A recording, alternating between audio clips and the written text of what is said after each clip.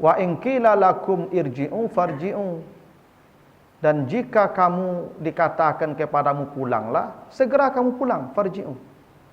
Kalau ada mengatakan, Pak, ini nak rumah tu, pulang beko saya lah, pulang. Orang tak malu mau tunggu saya lah siko sampai pulang tu tak boleh. Tak boleh tu Pak. Menunggu orang tu tak boleh. Kalau ada orang yang berkata, boleh jadi orang tu mungkin di rumah. Cuman dia tidak ingin bertemu kita. Kan bisa jadi dia dalam rumahnya, Pak. Kalau dia sudah diam, apalagi ada orang mengatakan pulang, Pak, tak adanya lo tu. Pulang. Dia tanya lo, kamarnya tadi. Mungkin keluar, Pak. Ayah nak malu mau tunggu saya lah. Tu tak boleh. Tak beradab namanya tu, Pak. Pulang. Ya. Nanti datang lagi di waktu yang lain. Itu kenapa pentingnya tadi tastanisu tadi, dikontak dulu. Tidak boleh saja kita tiba-tiba aja datang tu Pak, tanpa ada komunikasi sebelumnya. Ya. Huwa azka lakum, itulah yang paling suci untukmu. Ya. Artinya Pak Ibu, harga diri kita, harga diri dia itu akan terjaga dengan begitu. Bapak Ibu, kalau Bapak Ibu ngotot di rumah orang itu, pasti nanti dia tidak nyaman lagi itu. Nanti Bapak Ibu datang, dia kuncinya pintu itu. Ya. Jadi kan kita kehilangan harga diri kita, dia kehilangan harga dirinya juga tuh dengan cara begitu, karena ya kita tidak mengikuti aturan agama. Kalau bertamu tuh Nabi contohkan di rumah Abu Ayyub Al-Ansari ketika Nabi hijrah dari Madinah, dari Makkah ke Madinah. Sebelum rumah Nabi siap, itu Nabi tidurnya di rumah Abu Ayyub Al-Ansari 3 hari. Karena Nabi target cuma 3 hari, rumahnya harus selesai. Selesai tak selesai Nabi pindah. Jadi bertamu itu 3 hari. Termasuk saya, Bapak Ibu, ke keluarga kita sendiri. Saya menemui kakak saya maksimal 3 hari. Nah, tapi selama 3 hari itu saya tidak boleh bertanya apa-apa pada dia. Hari keempat baru saya tanya, apa maksudnya? Tidak boleh kita ini datang ke rumah saudara kita, lalu berminggu-minggu di rumah orang itu, tidak boleh. Setelah 3 hari pamit, ambo, mungkin kamu ngontrak. Ya. Memang harus begitu, Pak. Jangan sampai dia nanti ribut pula dengan istrinya atau suaminya, Pak. Karena begini, mohon maaf Bapak Ibu, kita ni kalau di rumah kita Pak, ada orang lain walaupun keluarga lama-lama di rumah kita ni merasa tidak nyaman. Karena kita tidak merasa bebas lagi di rumah kita. Mohon maaf Bapak Ibu, kalau kita di rumah kita tidak ada orang, kita kan pakai Sarawak Hawaii saja Pak. Ya dah Pak. Awak lebih nyaman begitu ke rumah kita tuh. Tak mungkin usara panjang serumah ke kamari loh Pak. Bahkan sarung saya di rumah, tidak, di rumah tu pakai sarung kotak saja. Iya. Karena rumah kita itu makanya ada dinding, ada tembok supaya orang lain tidak melihat kita di dalam, karena supaya kita leluasa bergerak. Itu kenapa tidak boleh orang baca assalamualaikum itu di depan pintu berdirinya. Karena rumah kita ya Pak, sesuka hati kita lah. Tidak ada yang bisa membatasi. Coba bayangkan kalau dia berbulan-bulan, berminggu-minggu hadir di dalam rumah kita, yang kita harus pakai celana panjang tiap hari, pakai baju koko setiap hari Pak. Kan jadi rumit Pak. Nah, makanya 3 hari itu batas toleransi. Ya. Jadi ini harus diketahui, sesama Muslim harus paham itu. Kalau kita datang ke rumah keluarga kita, hari keempat itu kita pamit lagi. Dah, ambo pamit dulu ya. Ya, ambo biarlah mencari kontrakan.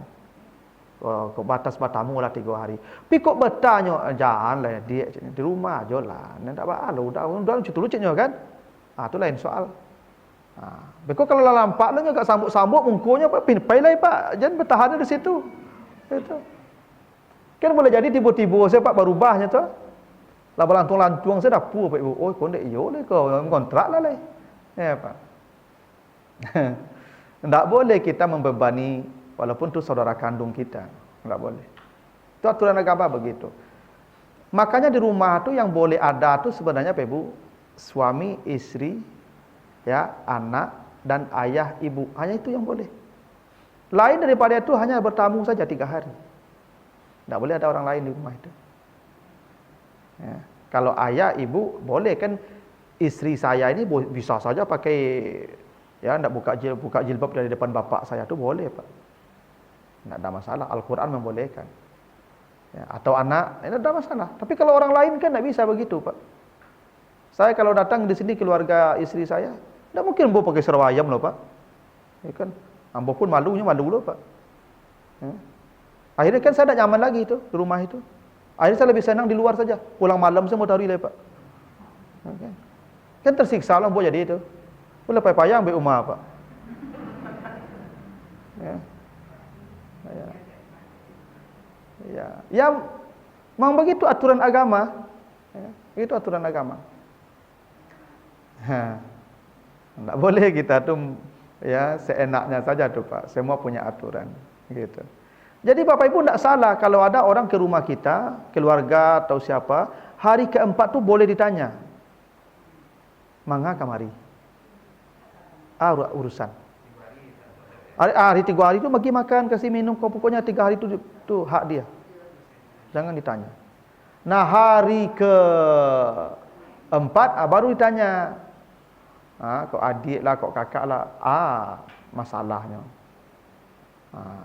Oh, yang ambo bercakap je orang rumah ambo. Itulah. Lah barik masalahnya. Ayah dah kalau begitu coba cari jalan keluarnya deh. Itu Pak. Pak jalan keluarnya kok didamaikan. Kok nak pasal didamaikan, diceraikan. Carilah pengganti lebih kok, tampil situlah. Tak boleh tampil awaknya lama-lama lah Pak Ibu. Memang bukan karena kita kikir ndak. Karena ini menghargai hak privasi orang di rumahnya. Karena agama mengatur begitu. Ya. Saya punya hak pribadi saya di rumah saya.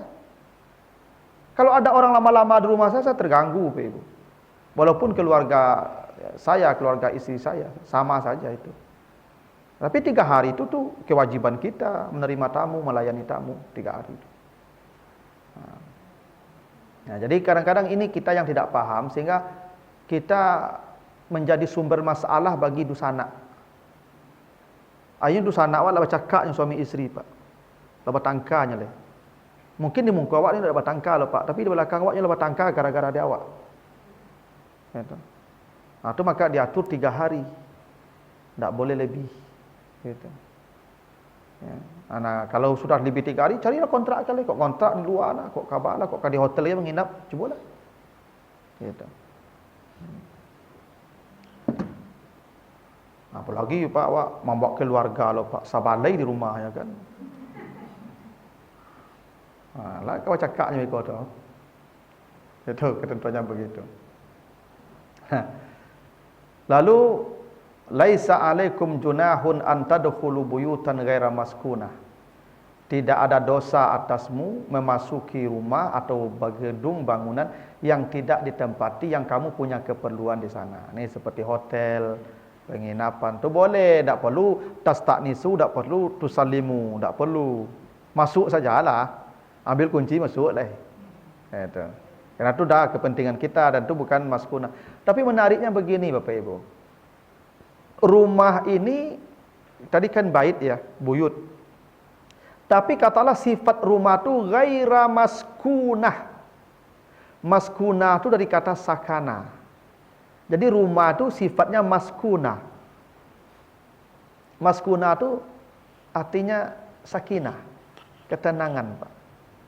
Jadi rumah itu harus punya sifat. Apa sifat rumah? Harus maskunah. Maskunah tu rumah itu harus menjadi sumber ketenangan dalam hidup kita. Ini rumah, Pak.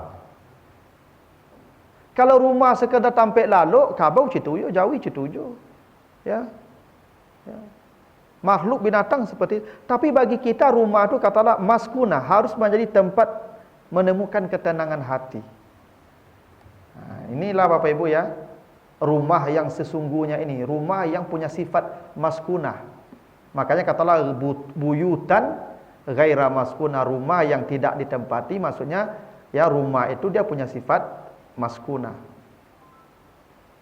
Jadi memang rumah kita ni Bapak Ibu tak boleh hanya jadi tempat kita bermalam.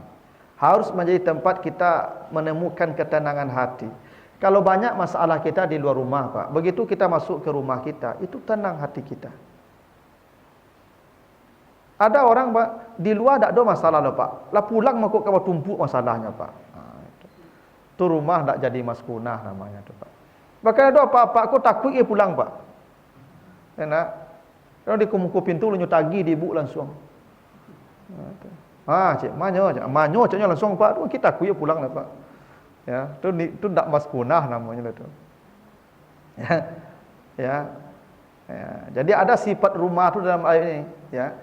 Ya, tidak ada dosa atasmu kalau kamu masuk ke rumah yang tidak ada tidak ditempati. Nah, ditempati maksudnya maskunah.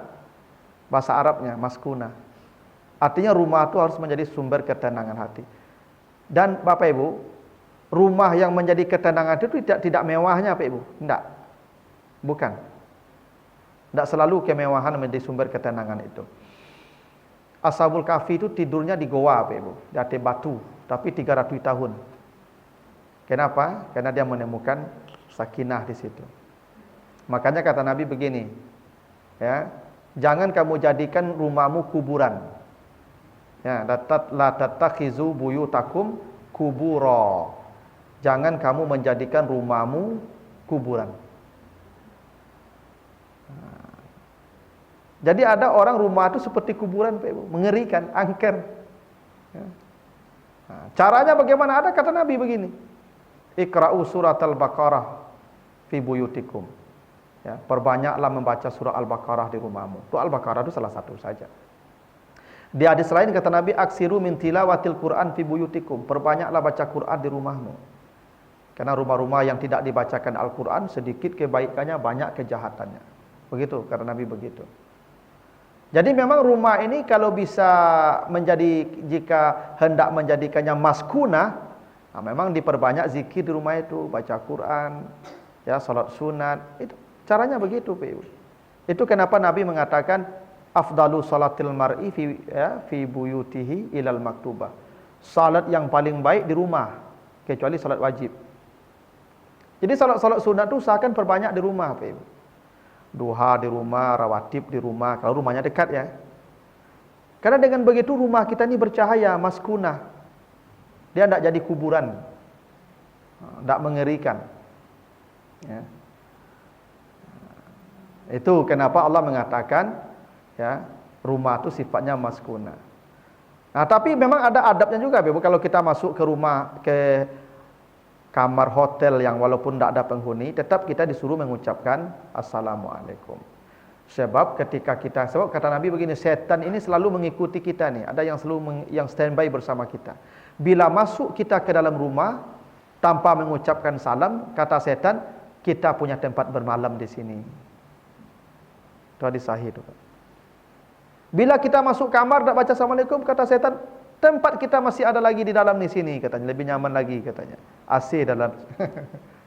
Jadi Bapak Ibu, makanya Bapak Ibu kalau masuk rumah itu jangan lupa baca salam walaupun rumah kita sendiri, supaya setan tak punya tempat di rumah kita. Nah, ini kadang-kadang kita ni yang mentang-mentang rumah awak kan, moncong saya masuk Bapak Ibu. Bacalah Assalamualaikum Bapak Ibu. Ya, karena ada apa di rumah bagi itu. Karena minimal itu Pak Ibu, ketika kita masuk rumah, dia kalau ada di dalam tu dia keluar.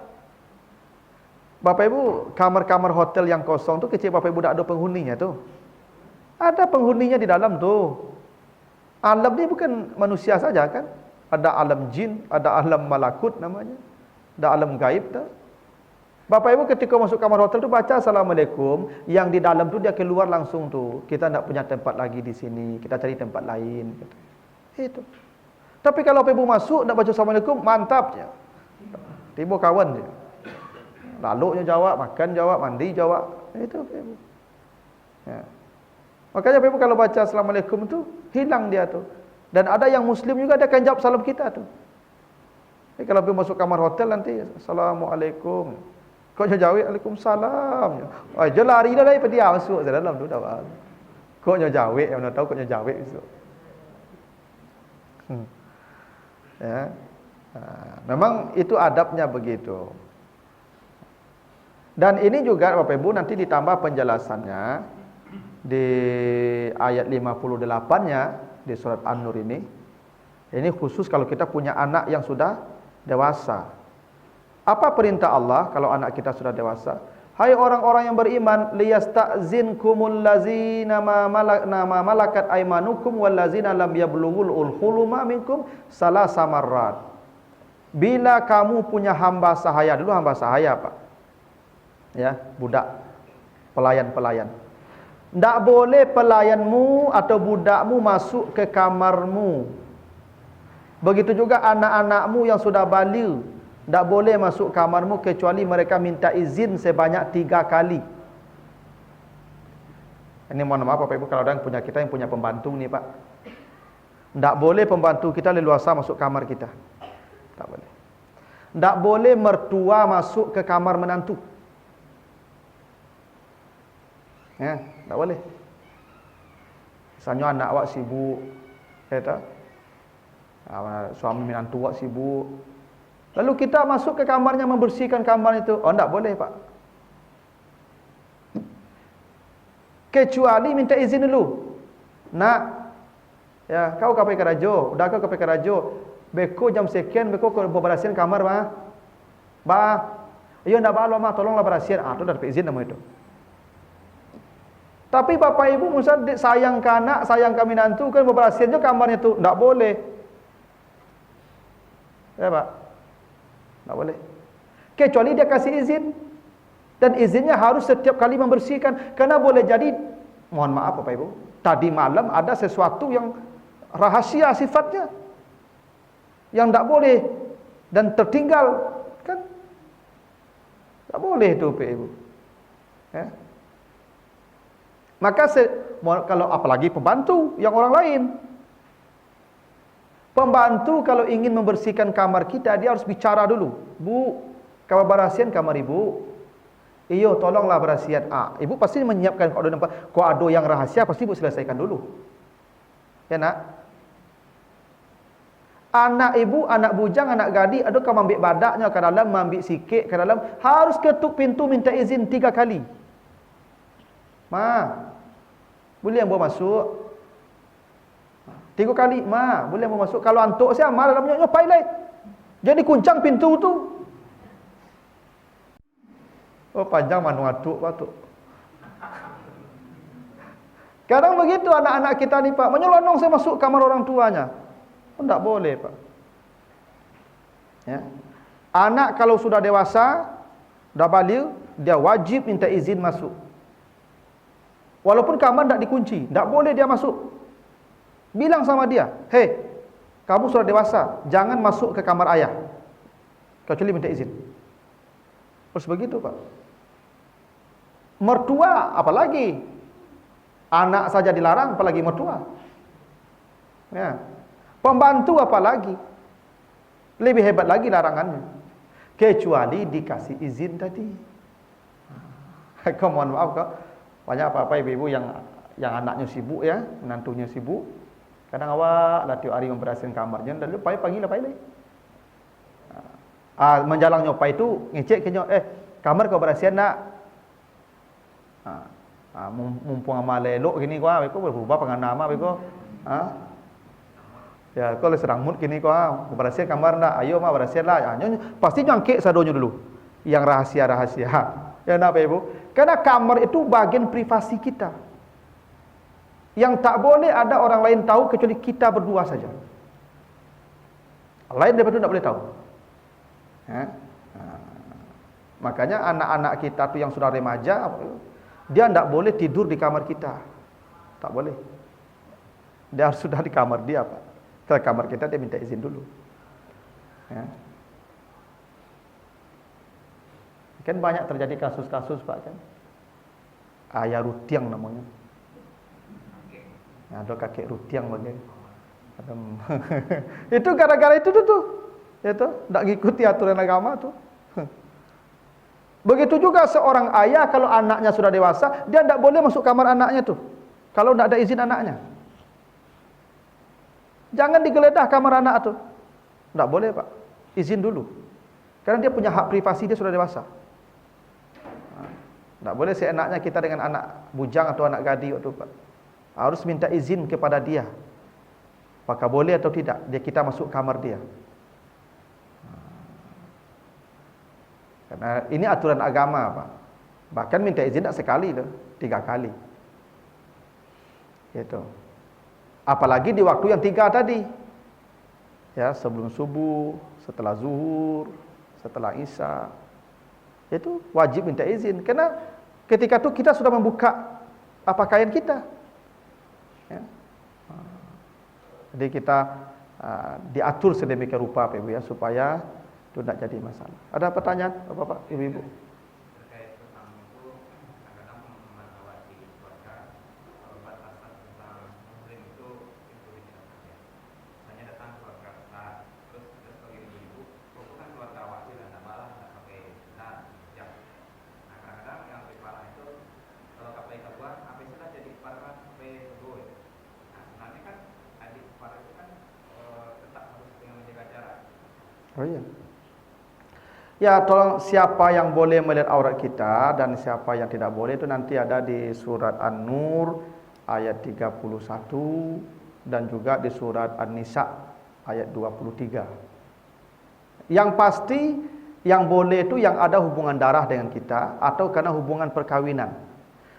Anak tiri itu boleh. Karena kita sudah dengan ibunya, dengan bapaknya sudah ya bergaul, anaknya dia haram bagi kita tuh, itu boleh tuh, Pak.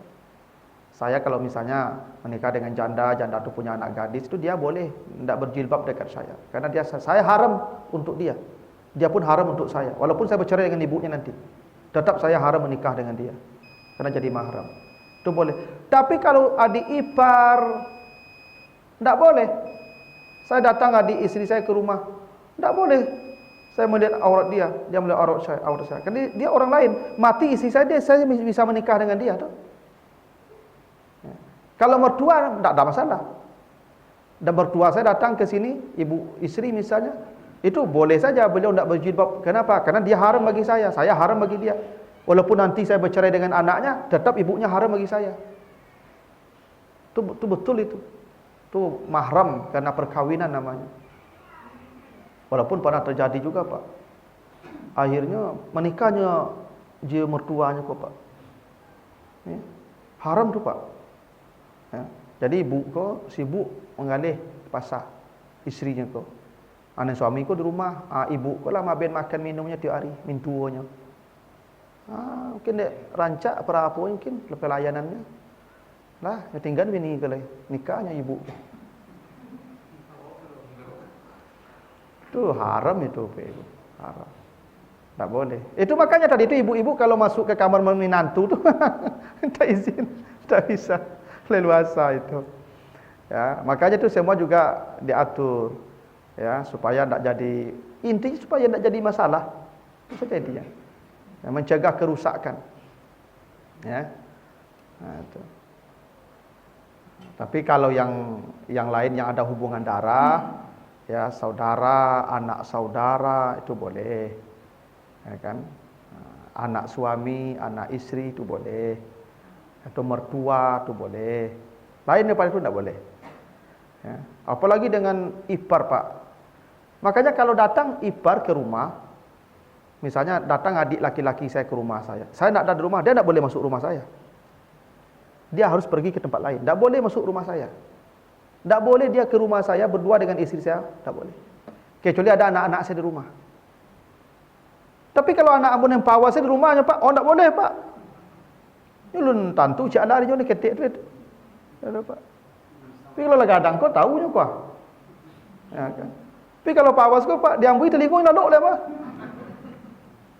Ya, Pak. Jadi tidak boleh tu. Karena pernah Nabi ditanya itu, bagaimana tentang saudara, tentang adik ipar atau kakak ipar, kata Nabi, wal maut, adik ipar kakak ipar itu kematian, kata Nabi. Ya, bahaya itu, kematian, kata Nabi. Tidak boleh. Ya. Jadi ibu kalau datang adik suami atau kakak suami ke rumah, suami tidak di rumah, suruh dia tunggu dulu di luar, mau di mana, tunggulah. Tunggu sampai pulang, nanti pulang dikabari. Jangan disulahkan masuk. Tak boleh. Bahaya mana? Tak berbahaya mana lah, Ibu. Akibatnya bahaya, Pak. Setan, Pak. Setan kok jam terbangnya tinggi, Pak. Oh ya, nyo lu mati-mati lepak dan nak mati ke sampai kiamat lah Pak. Ya. Naknya setan ko Pak, ndak nyo suruh langsung lah Pak. Nyo yang ambis estek. Makanya ada seorang abid dulu pada masa Bani Israel, ahli ibadah apa Ibu? Ya dititipkan orang anak gadis kinyo. Letak di bawahnya dah tiba ibadah. Abanta makan ke bawah tadi itu. Akhirnya setan ni Pak dia selalu. Anak kedua kecek setan, Pak, antalah kamu ke pintu tu. So kadang pahalo kecek Pak. Yo pahalo nyo gaduh, ayolah abanta mu ke pintu tu. Bu, ada makanan. Hanya Pak dia jadi setan lu Pak. Lah seminggu, Pak, masuk ke dalam lu mota lah kat sebenarnya lamanya siko mau mota lah. Lalu hujung tu Pak. Setan tu santiangnya tu Pak. Nah, itu makanya ya adik ipar, kakak ipar tu tidak boleh masuk rumah kalau tidak ada saudaranya di rumah. Gitu. Itulah Bapak ya aturan-aturan yang harus kita taati terkait kedatangan kita ke rumah siapapun, gitu ya. Lebih kurang mohon maaf. Subhanakallahumma wa bihamdika asyhadu an la ilaha illa anta astaghfiruka wa atubu ilaika. Wassalamualaikum warahmatullahi wabarakatuh.